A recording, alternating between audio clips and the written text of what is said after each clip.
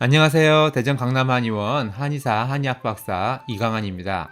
구강자결감 증후군으로 혀가 아픈 분들은 하루하루 너무 괴로우시기 때문에 무얼 먹어서든 빨리 좋아지시는 것을 가장 바라십니다. 먹자마자 혀가 안 아픈 약이 있다면 얼마나 좋을까요?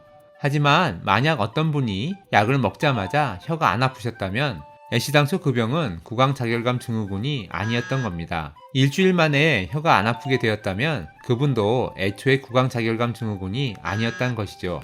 그럼 구강자결감 증후군은 왜 먹자마자 바로 안 아픈 약이 없는 걸까요?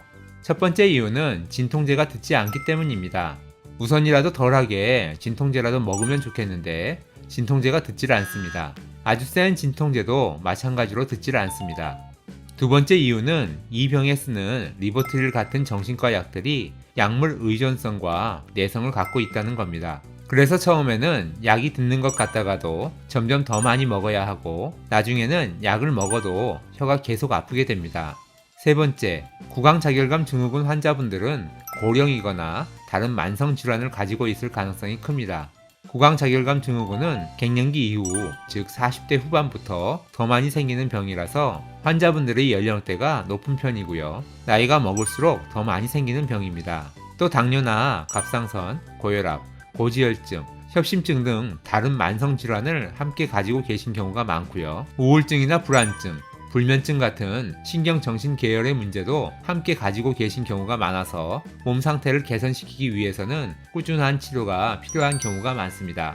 네 번째, 구강자결감 증후군이라는 병 자체가 오랜 시간에 걸쳐서 악화되는 병이어서 그만큼 치료도 꾸준히 받아야 합니다. 비록 환자분들은 혀가 아픈 지 한 달 되었어요, 두 달 되었어요 하고 말씀하시지만 그 기간이라는 것은 명확하게 인지한 후의 시간이고요. 사실 이 병의 처음은 그보다 훨씬 전부터 시작되었을 가능성이 큽니다. 입이 마르고 혀에 백태가 끼고 입이 텁텁해졌을 때부터이고요.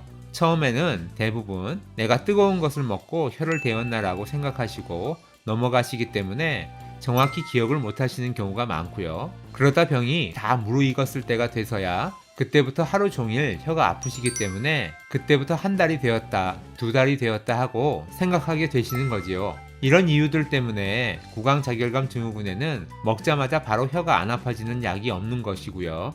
정석대로 치료하는 것이 가장 빠른 길이고 재발을 막을 수 있는 방법입니다. 오장육부, 약한 곳은 보하고 남는 열은 덜어내야 하고요. 모자란 진액은 채워주어야 하고 막힌 경락은 뚫어서 소통을 시켜야 합니다.